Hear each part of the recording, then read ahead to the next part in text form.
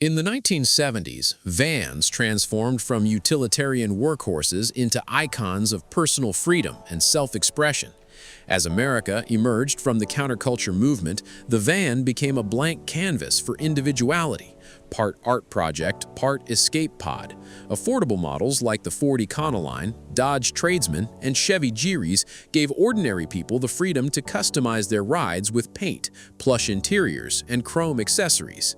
The van embodied the open road spirit, merging the DIY ethic of hot rodding with the liberated attitude of the sexual revolution.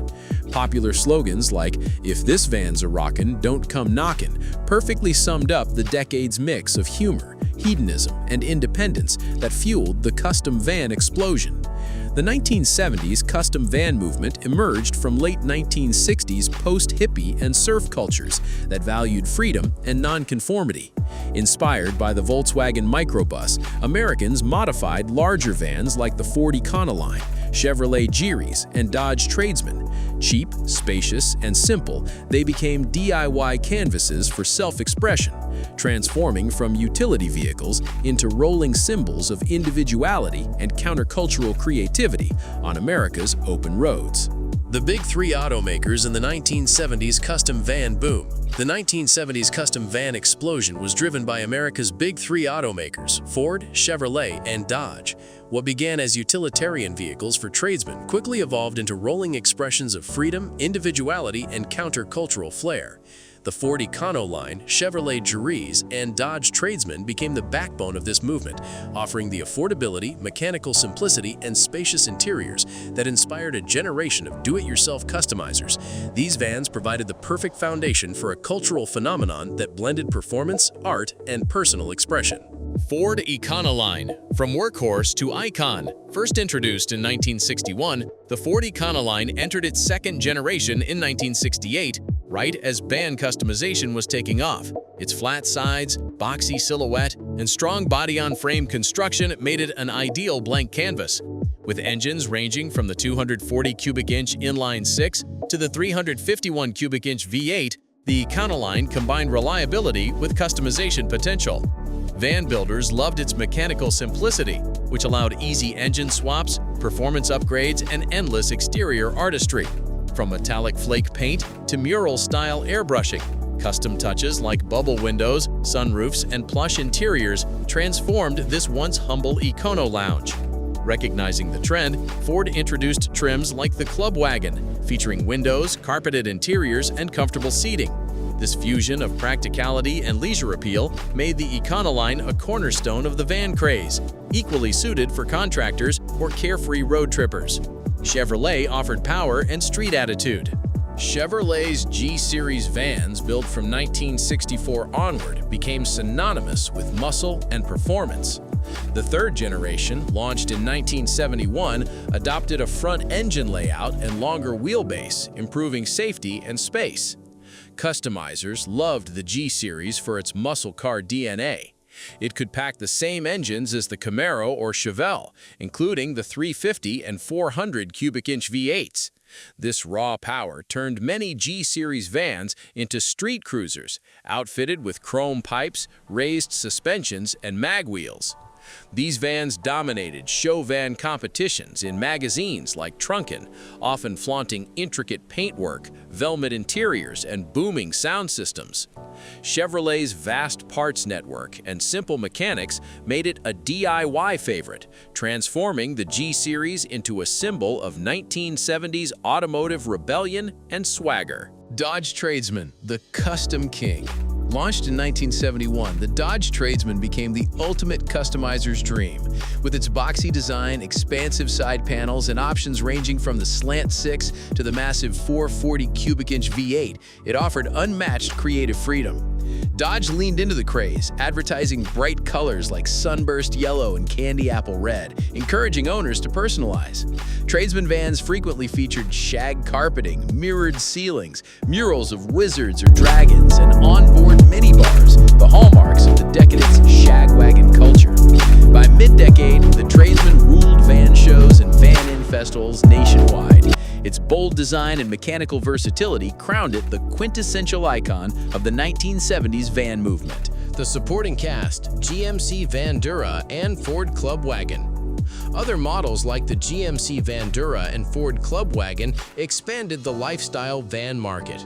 The Vandura offered upscale styling and later achieved fame as the A-Team's vehicle, while the Club Wagon catered to families and campers seeking factory comfort with custom flair. Together, they proved that vans were no longer just tools of the trade. They were the vehicles of self-expression, freedom, and the open road. The customization boom from garages to industry. By the early 1970s, the custom van scene had evolved from a fringe hobby into a full-fledged subculture and eventually an industry in its own right. What began with a few creative mechanics and free-spirited drivers tinkering in garages soon exploded into a national phenomenon across the United States. Independent customizers, aftermarket manufacturers, and van clubs transformed ordinary cargo haulers into the most flamboyant form of self-expression on four wheels. The custom van became not only a means of travel, but a symbol of identity, artistry, and rebellion. Independent garages led the charge. Small workshops in California, Texas, and the Midwest became hubs for experimentation, offering specialized bodywork, custom paint, and interior conversions. Among the early pioneers were Bill Strode Associates, known for high-performance builds that merged off-road capability with aesthetic flair. Moon Equipment Company, famous for racing parts and custom accessories that appealed to the van crowd, and California Street Vans, which turned out some of the most eye-catching designs on the West Coast. These craftsmen elevated customization to an art form, installing porthole windows, flared fenders, and chrome side pipes that defined the 1970s van aesthetic. The aftermarket parts industry exploded to meet demand. Brands such as Craze supplied stylish mag wheels that became a visual trademark of custom vans, while Thrush produced the deep rumbling side pipes that gave these vehicles their signature growl. J.C. Whitney, a mail-order giant, distributed thousands of accessories, everything from bubble skylights to chrome mirrors to carpet kits and even swivel seats. These companies democratized customization, enabling ordinary van owners to personalize their vehicles without needing professional help. The trend blurred the line between professional craftsmanship and do-it-yourself creativity, reinforcing the era's hands-on ethos. One of the defining features of this boom was the interior transformation of vans. Unlike hot rods or muscle cars, which emphasized speed and performance, custom vans focused on comfort, mood, and imagination. Owners installed shag carpeting, paneled walls, insulated ceilings, and modular furniture to create cozy, often decadent mobile living spaces. The interiors often featured reclining seats, minibars, CB radios, and advanced sound systems, complete with 8-track players and amplifiers.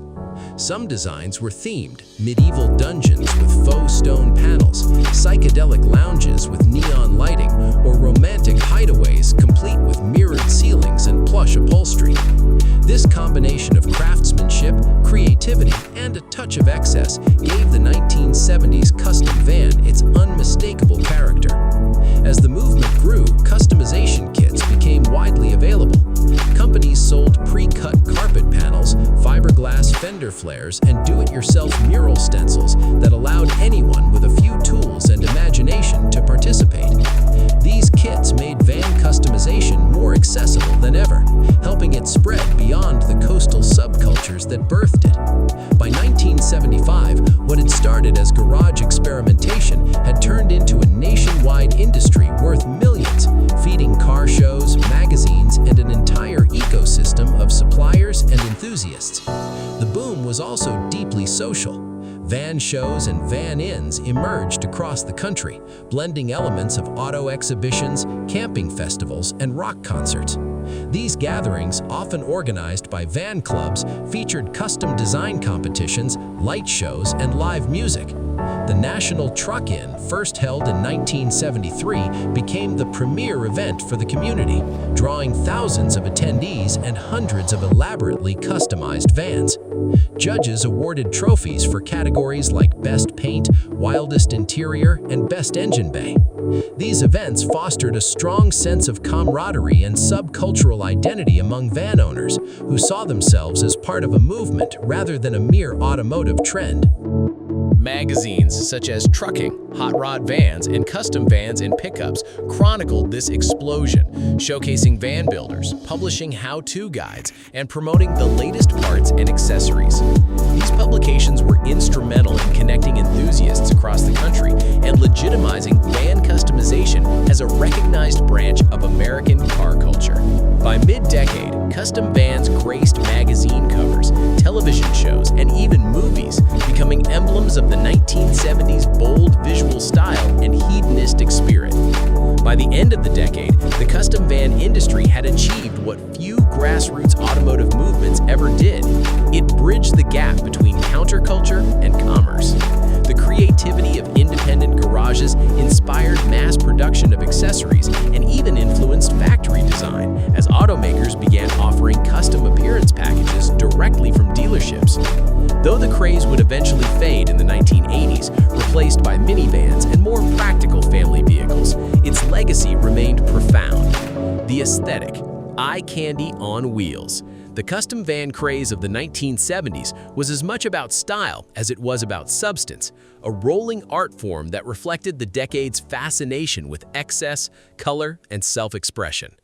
What set the custom van apart from other automotive trends of the era was its audacious aesthetic. Every inch of the vehicle, from its chrome-plated bumpers to its shag-carpeted ceiling, was a declaration of personality. These vans weren't built for speed or status, they were built to be seen. In an era defined by disco, psychedelia, and the sexual revolution, the van became the perfect blank canvas for creativity, a traveling blend of fantasy, rebellion, and interior design indulgence. Exterior design, airbrushed dreams, and chrome fantasy. On the outside, the custom van was a mobile art gallery. The 1970s aesthetic prized boldness and individuality, and van owners transformed their vehicles into moving masterpieces. One of the defining features of the trend was airbrushed mural art, which turned flat metal panels into canvases for elaborate scenes. These murals often depicted fantasy and science fiction imagery, wizards casting spells, dragons breathing fire, knights in battle, or scenes of cosmic exploration inspired by the space race in films like Star Wars and heavy metal. Others leaned toward pinup art and erotic imagery, with scantily clad figures painted in vibrant hues, capturing the decade's liberated attitude towards sexuality. The painting techniques themselves were technically advanced for their time. Customizers used metallic flake paint, candy finishes, and multi-layer clear coats to achieve depth and iridescence under sunlight. The term candy referred to translucent color layers sprayed over metallic bases, creating a shimmering wet glass effect that became synonymous with custom vans and hot rods alike. Artists like George Barris and Dean Jeff popularized these methods, and by mid-decade, regional specialists were producing show-quality paint jobs that rivaled fine art. Beyond the paintwork, every detail of the van's exterior was customized for flair. Racing stripes, chrome bumpers, and wheel flares emphasized the van's stance, while Krager mag wheels and raised rear suspensions gave them a muscular street cruiser look. Bubble windows, often made of tinted acrylic and installed on the rear panels, became iconic visual signatures, suggesting mystery and privacy while adding a futuristic aesthetic. Similarly, roof vents, spoilers, and side exhaust pipes were both functional and decorative, enhancing ventilation, aerodynamics, and sound, while contributing to its overall showy presence. Customizers also used fiberglass kits to modify front ends, adding flared noses or extended grills that gave vans a more aggressive or aerodynamic silhouette. Chrome side pipes, often sourced from aftermarket suppliers like Thrush or Hooker headers, not only looked powerful, but amplified the engine's growl, making the van sound as intimidating as it looked. The result was a perfect harmony of form and function, a vehicle designed to capture attention, embodying the loud, unapologetic confidence of 1970s American culture. Interior design, the shag-carpeted sanctuary. If the outside of the van expressed attitude, the interior revealed fantasy. The 1970s custom van interiors were often described as rolling bedrooms or private lounges on wheels. filled with lush textures, ambient lighting, and creative layouts that mirrored the decade's most decadent design trends.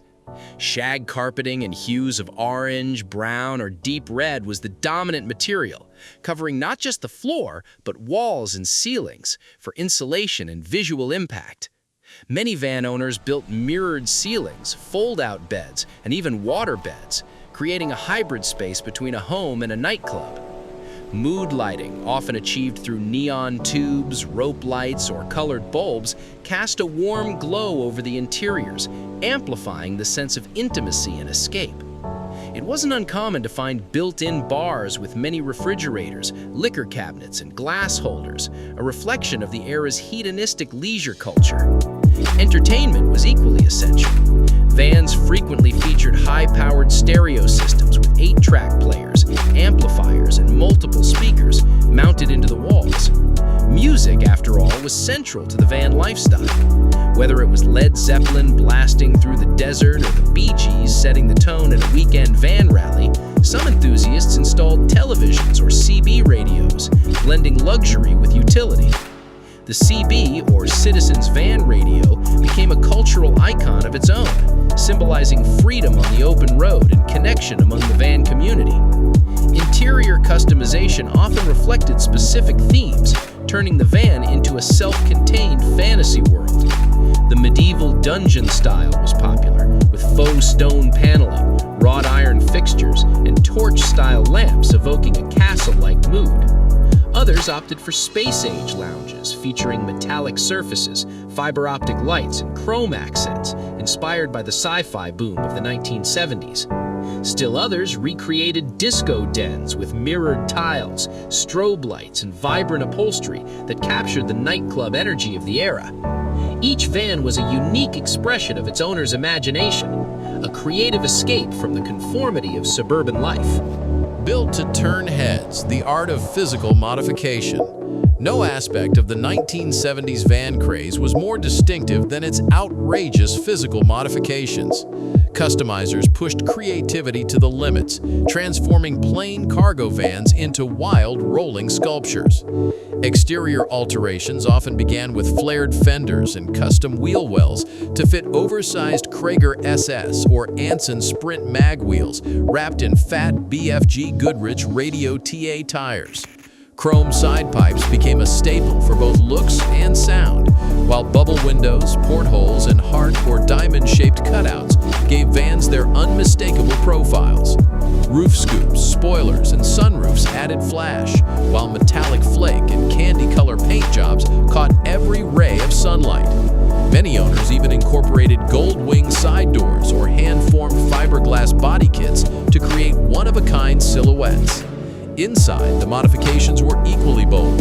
Swivel captain's chairs, plush shag carpeting, velvet upholstery, and mood lighting turned these vehicles into mobile lounges. Every detail, from the tire lettering to the window shape, reflected its owner's personality. Whether parked at a van inn or cruising the strip on a Saturday night, these machines were kinetic art, bold statements of individuality that captured the color, excess, and creative freedom that defined the 1970s custom van explosion. Rolling art beats cultural expression. The aesthetic of the custom van was more than decoration. It was a reflection of 1970s cultural psychology. America was emerging from the turbulence of the 1960s, and young people were searching for freedom, identity, and pleasure. The van offered all three: a personal space that could travel anywhere outside the reach of social expectations. The lush interior symbolized comfort and self-indulgence, while the flamboyant exteriors screamed individuality. In many ways, the van paralleled the fashion and music of its time: loud, experimental, and proudly self-made. The van also became intertwined with sexual liberation, a hallmark of the decade. The slogan, "If the van's a rockin', don't come knockin'," wasn't just a joke. It embodied the idea of private freedom and youthful hedonism.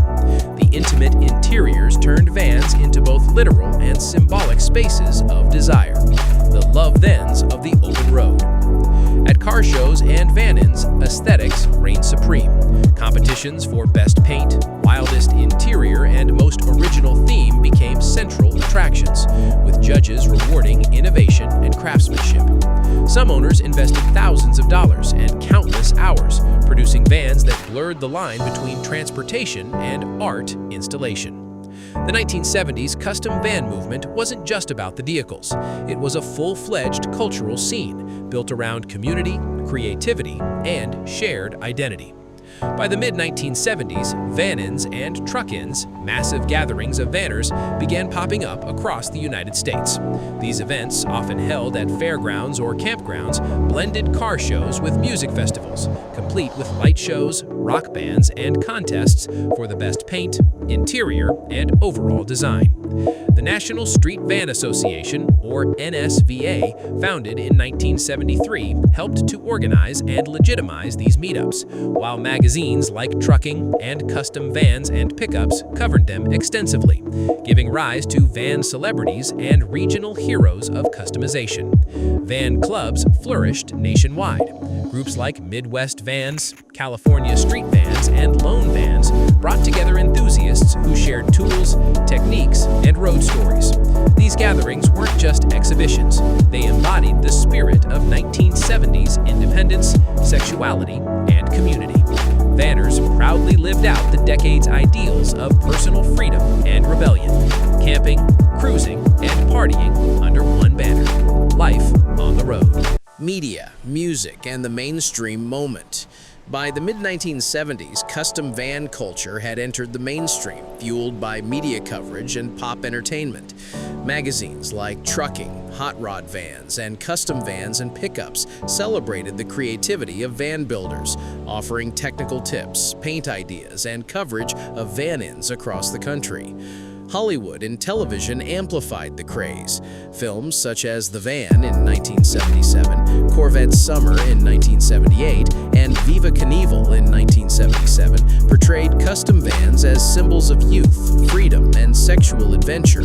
Rock and roll and FM radio culture also played a defining role, as vans became mobile sanctuaries for sound systems, parties, and romance, extensions of the countercultural spirit that had shaped the decade.